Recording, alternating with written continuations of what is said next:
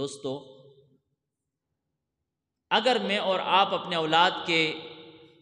اوپر صاحبان رحمت بن کر تربیت نہیں کریں گے تو بالکل چپ رہنے سے بھی اولاد برباد ہو جائے گی، اور ہر وقت عصائے غضب کو ان کے سر پہ تان کے رکھنے سے بھی کیا ہو، اولاد جو ہے وہ خراب ہو جائے گی۔ ہر وقت ڈانٹنا، ڈپٹنا اور رعب اور دبدبا اور نفرت اور گالم گلوچ اور بد دعائیں اولاد کے لیے،